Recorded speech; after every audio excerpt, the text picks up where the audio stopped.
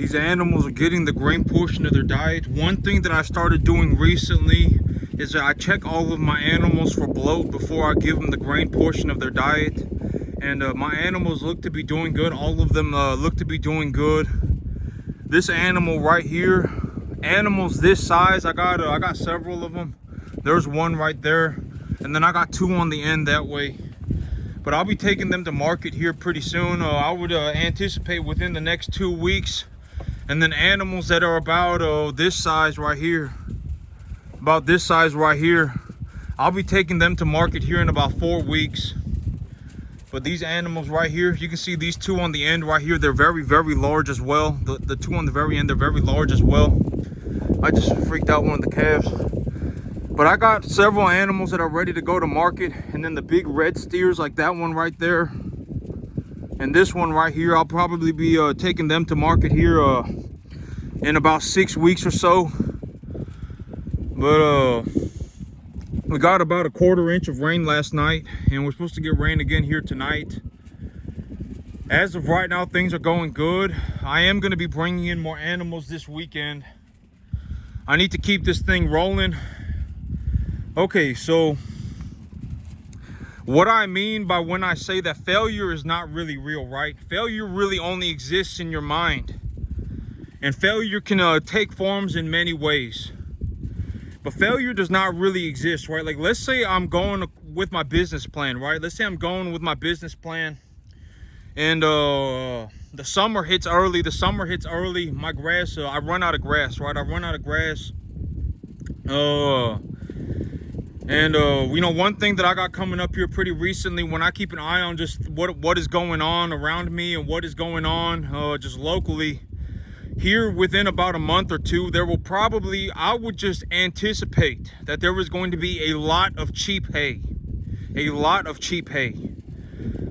I can purchase hay for cheap, I will do it. You know, I will do it because that would put me strategically in a better position, right? And so I will purchase hay. I will purchase probably a truck or two of hay. And if I purchase a truck or two of hay and I got 1/3 or half of a shipping container full of corn, and then I have about 12 bales, 12 4x4 1,200-pound bales, 1,500-pound bales of peanut hay, and that peanut hay is 18% protein. If I mix the protein with the corn, or excuse me, if I mix the peanuts with the corn and the hay, I am now able to feed these animals a total mixed ration that when I feed them roughly 2 to 3/4, 2.75% to 3.25% of their body weight a day, they should be gaining weight profitably, right?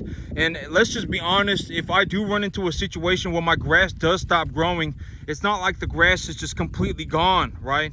I will still have some grass on my field. I will just have to be rationing it with the feed supplies that I have. And so that is what I mean by failure does not really exist. A lot of people, they quit before they even start, right? Mentally, they've already quit. Oh, I'm not going to go and put 140% of the money that I make every year into my farm. I'm not going to do that. Oh, well, the extra $80,000 a year or whatever, right? Oh, money's not important. Extra $80,000 a year, whatever. I'm poor and that makes me a good person. Whatever it is going on in their head, they've already failed, right? They've already failed. But when you take a look at a person like me, and this is why I always speak about my mindset, because I believe that my mindset is very important, right? Objectively, if I succeed, the world is a better place. If I fail, then everything that I've done is also gone with me. If I do not do anything, nothing will happen, right? That's why, I say it's not a good idea to sit around doing nothing expecting other people to do stuff, right? That's not a good idea. Oh, me, when I look at the world, if I stop farming, the 80,000 pounds of beef that I produce a year is also not being produced anymore. My ideologies cease to exist. My methodologies cease to exist. They are gone with me. And so it is very important. What I do is very important. And I understand that I get paid a lot of money. I have the capacity to make an infinite amount of money, right? And if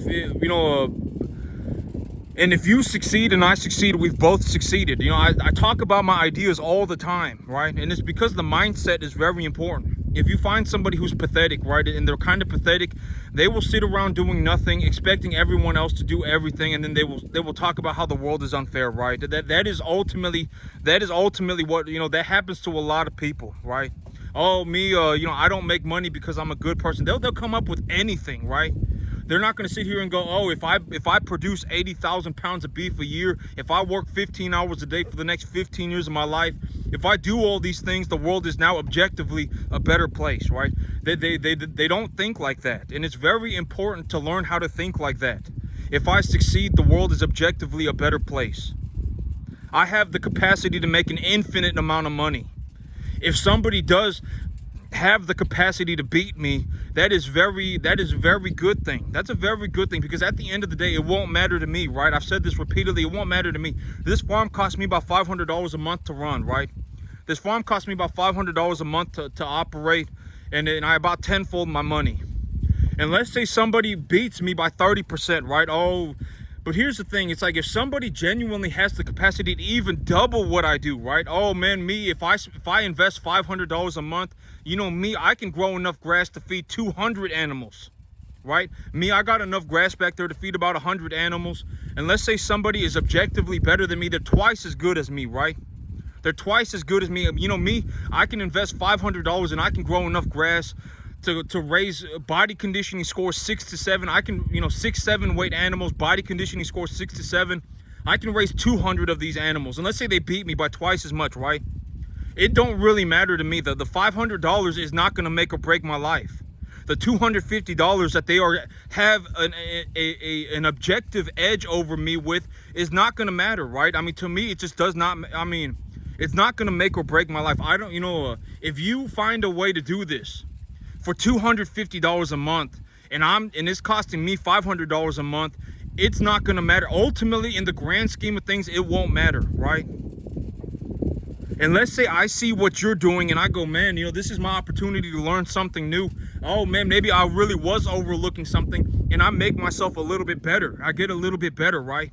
And let's say I go to 350 instead of 500. Now I'm doing 350. Even if you're beating me by $100 a month, in the grand scheme of things, it does not matter, right? That is what I mean by, if you succeed and I succeed, that's a very good thing. We have both succeeded. But where you don't want to be is end up, you know, where you don't want to be is I fell out of heaven and stuff. Ultimately, that's where you don't want to be, right? Oh, me, I don't make money because I'm a good person. Oh, I'm going to wake up tomorrow and I'm just going to be able to do this. Oh, it's not fair that other people get to do this, right? That's where you don't want to be. That's where you don't want to be, because I always say this, but if I gave somebody $500, right? Let's say I was in a room with 1 million people. 1 million people, everyone, when asked, do you want to be a farmer? 1 million people rose their hand, right? 1 million people rose their hand, and everybody in that room, of those 1 million people, were given $1,000 a month. Almost nobody would turn around and start running a cattle business that makes them $80,000 a year. Almost nobody would, right? Let's just be honest with ourselves. A lot of people, 90% of that room would immediately turn around and go and do something else, right? And 90% of that room ultimately would. And it's not just farming, it's everything. It does not matter what it is, right? They're going to go and do something else. Oh, let me go and do this. Oh, I want to go and buy a new car. Oh, you know, whatever it may be, right? It's not going to be like, man, now is my chance to really, really, really put my efforts into farming. You know, now that I have this $1,000, I'm going to spend the next 15 hours every single day for the next 15 years of my life learning how to farm, right? They're not going to think like that. They just won't. And I know that, you know, and if that makes me sound like a horrible person, I mean, you're either very naive or you're a moron. Because objectively, this may not even cost me $500 a month. Maybe not. You know, I may be spending less than $500 a month. Yesterday, I went and put half a ton of fertilizer on my grass, right? What did that cost me? $275. I mean, you know, here in the spring, this is a very good example. Here in the spring, if I anticipate, like when I look at my field and I say, okay, you know, now that it's over 80 degrees, you know, every single day, practically every single day, it's over 80 degrees in the afternoon. So that means that my winter wheat is going to start to die. It's not going to accumulate biomass under any circumstance. At this point, I just need to go ahead and plow the soil over, right? I just need to go ahead and turn the grass over. Well, when I put the grass back into the field, if I plow my field, the grass will turn over and get put back into the soil, and that will be the fertilizer that I need to start my sorghum Sudan or my pearl millet or whatever else, right? And let's say I buy enough sorghum Sudan or pearl millet grass seed to plant my field. What's that going to cost me? Like $350? And so I don't need to fertilize the grass. I can replant my whole field for $350. And so that's what I'm, this may not even cost me $500. But that's what I mean by, the money is not going to be what makes a difference, right? The mindset is going to be what makes a difference. Oh man, objectively, if I work 15 hours a day, there is only one thing that will happen to me, and that is I will get better, right? Ultimately, that is the mindset. When I look at my life and I look back at the things that I've done, and because one of the things that I say is that the person who makes it is probably going to be the person who knows how to make it, right? And so when I look back at my life, one of the things that I did that objectively had a very, very, very positive outcome for me was that when I was 18 years old, if you asked me what I wanted to be when I was 18 years old, I would say I wanted to be a farmer. When I was 19 years old, if you asked me what I want to be, I would tell you that I want to be a farmer. 20 years old, what do you want to be? I want to be a farmer. 21 years old, what do you want to be? I want to be a farmer. From the very beginning, I was dead set on becoming a farmer. That is one thing that objectively had a massive benefit to my life. Not only did I say I wanted to be a farmer, but I also put my money where my mouth was, and I put my efforts where my focus was, right? I started putting in effort. It did not, whatever I could do, I did it, right? Whatever I could do, I did it. If I went to Home Depot in the beginning of the spring and they had 90% clearance on their fertilizer from the year before, and I could get myself 10 pounds of fertilizer for $2, I would buy that. I would spend $5, $6, $7, $8, $10 and buy myself like 30, 40 pounds of fertilizer, and that would be enough fertilizer for me to do whatever I wanted, to collect whatever data I wanted for the whole year, right? Legitimately, $50 was all it took, and it put me on a massive upwards trajectory. All it took was $50. And when you look at me here now, this farm, it may not even cost me $500 a month, and I just about tenfold my money. If I include my tax benefits, it's even more. And so it's a long, long, long process. And, one of the things that I say is that it's easier to make money if you don't have money, right? It's easier to make money. The less money that you are looking to make, the easier it becomes. So if I'm looking to make $10,000, it is objectively easier for me to make $10,000 than it is to make $100,000. Objectively, it just is. Right? Because like if I was going to make $100,000 here, it would be like, it would be a life or death struggle, right? It would be a life or death struggle. But if I was looking to make 10 grand, the only thing I would have to do to make 10 grand is grow hay. Legitimately, if I wanted to grow, if all I had was $1,000 and my idea was I want to tenfold my money over the year, all I would have to do is grow hay. Right? I mean, I could sit around for 8 months out of the year doing nothing. And I could start planning, right? Oh, January, February, March, April, May, June, July. Okay, so if I plant my grass, so I'm looking at this grass seed and it's saying it's got a delayed flowering period. And so if I grow this grass, the seed head, the flag leaf on the grass, the scientific papers, the published papers have published information about this grass stating that it will develop a flowering site on the 85th to 100th day. It's got a delayed photosynthetic, activity, or whatever, photoreceptic activity, whatever it's called. And so, okay, so if this grass is going to start to bolt on the 85th day or so, that means I need to plant and if I want to harvest this grass at a late vegetative state, if I want to harvest this grass on a late vegetative state, then I can just plant my grass in April and anticipate that by June, or I can plant the grass in May, and by July, the weather will be dry. More than likely, the weather will be dry, right? The weather will be dry more consistently than it will be in the other months. And so if I plant my grass in May and I anticipate that I can harvest it in July at a late vegetative state, and if I fertilize my grass properly, if I go on the internet and I just look up you know, what fertilizer should I use on this grass? And if I use this fertilizer on the grass, what are the digestive qualities of this grass? How much TDN should I anticipate that I harvest? How much energy, how much protein? And, you know, it would give me a marketing edge. I would have an edge in the market if I just took if I just sent some of my grass off to the lab and they gave me it cost me $15, and I could prove that my grass was 60% TDN and 12%, 14% protein, right? That is all I would have to do to legitimately tenfold $1,000. I could just grow hay. And if you don't think that I would do that, I mean, you have severely misjudged my character. Honestly, I mean, like, I sit out here and I do this all day, every day, right? 7 days a week, 15 hours a day, right?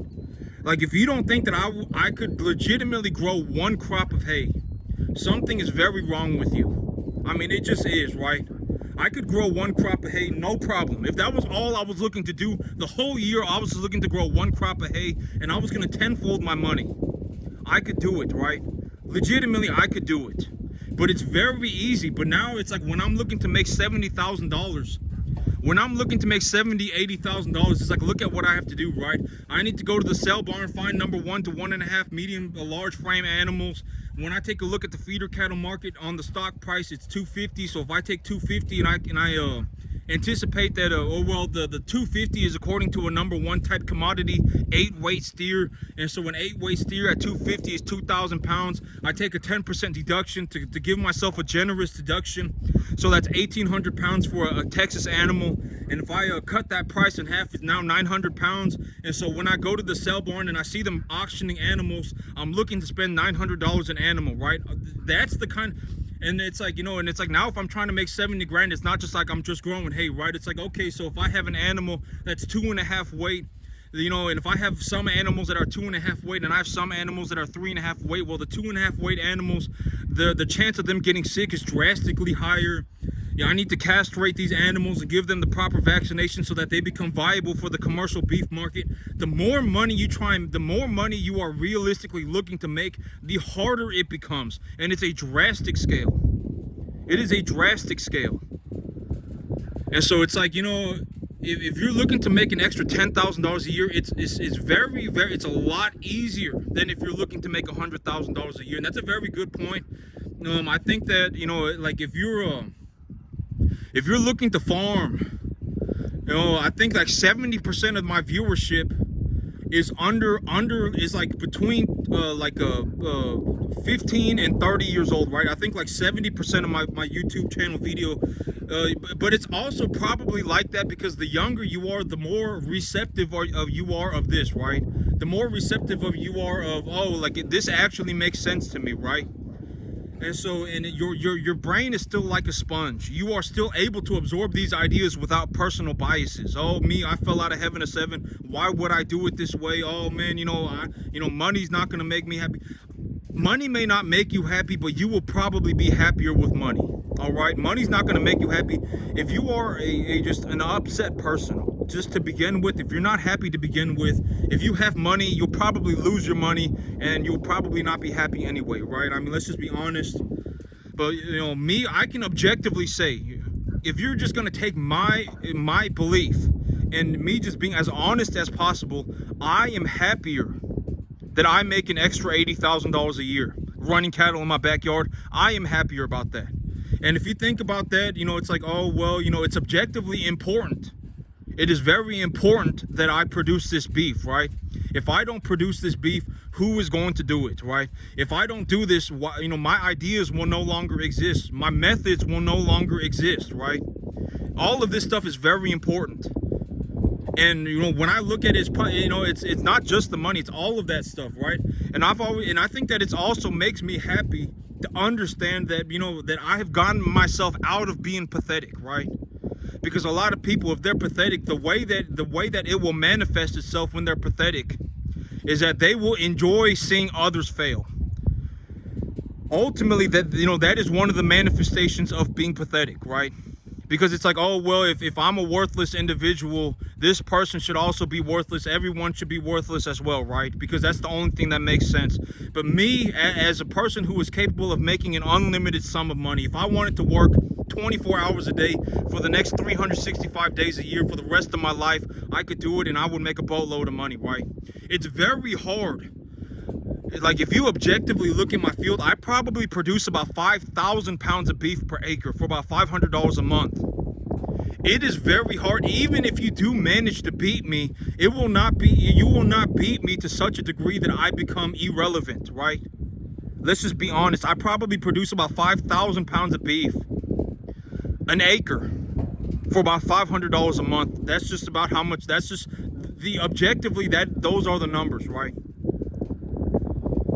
And so even if you manage to beat me, I mean, it would not be so severely. It's not going to be like, oh man, I produce 10,000. Even if you produced 10,000 pounds of beef per acre for $500 a month, it would not matter, right? Ultimately, you and I would both be successful.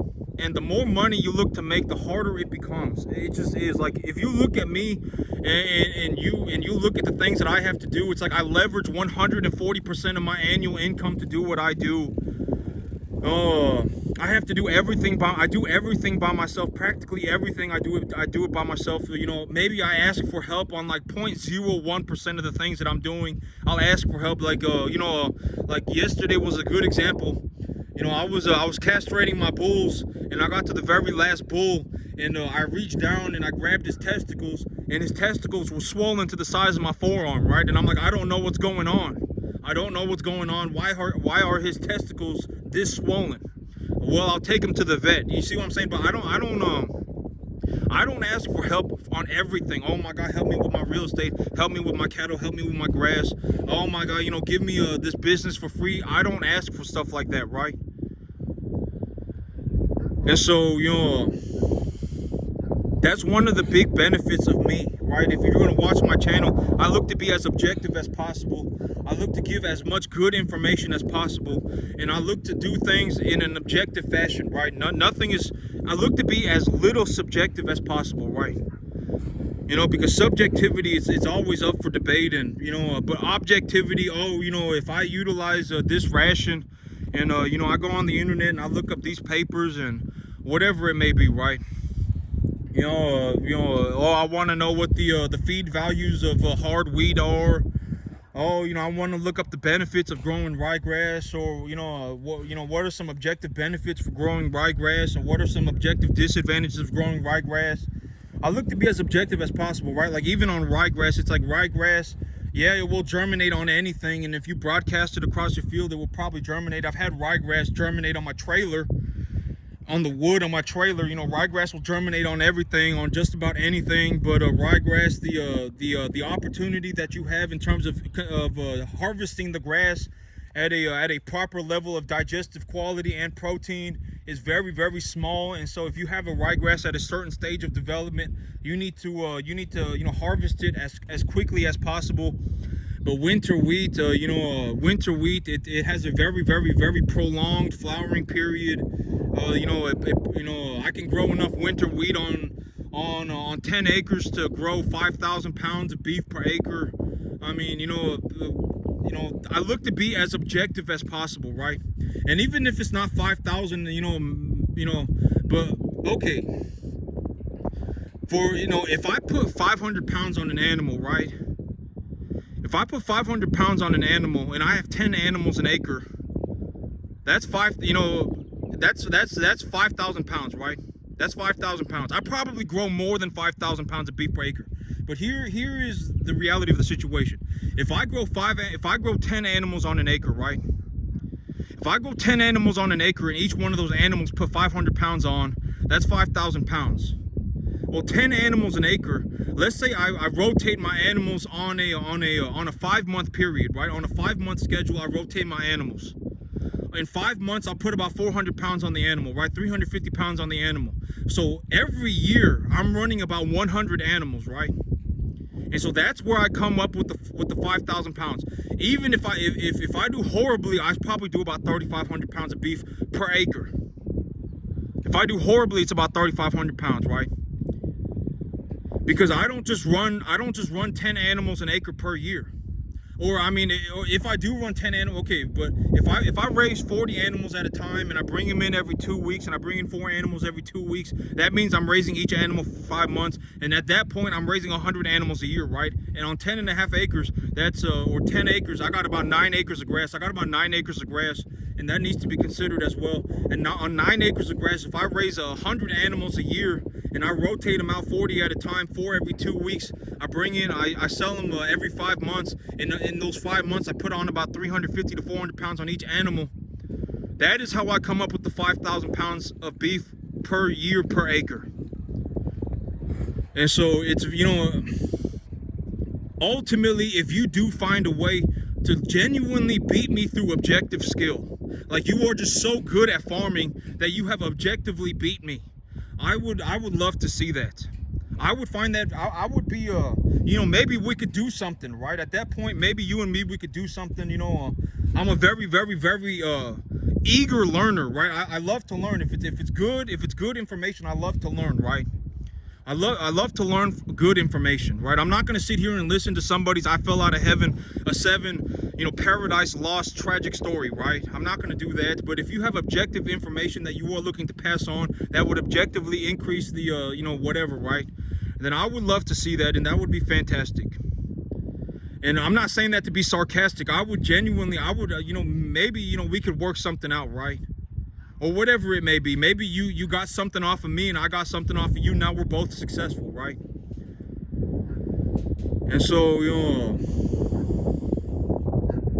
but objectively, I grow about 5,000 pounds, 3,500 to 6,000 pounds or so of beef per acre per year for about $500 a month. Maybe less, maybe more, plus or minus, but not by a drastic amount of money.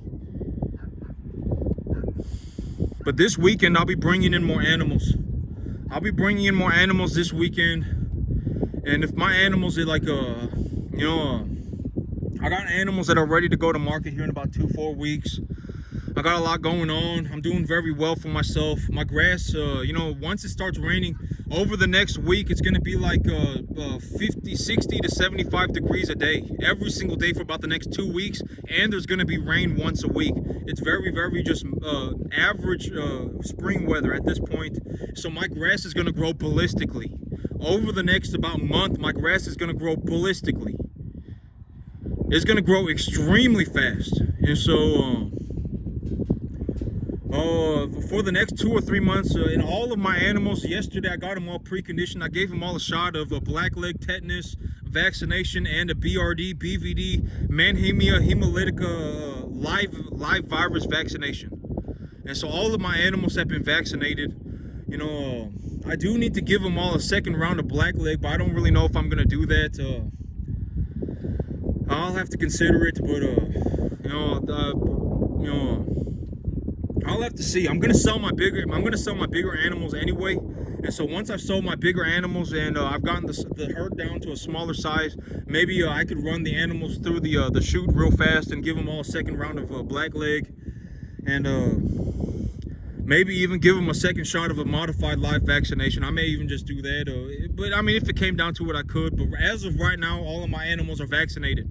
All of my animals are vaccinated for blackleg, tetanus, BRD, BVD, and Mannheimia hemolytica.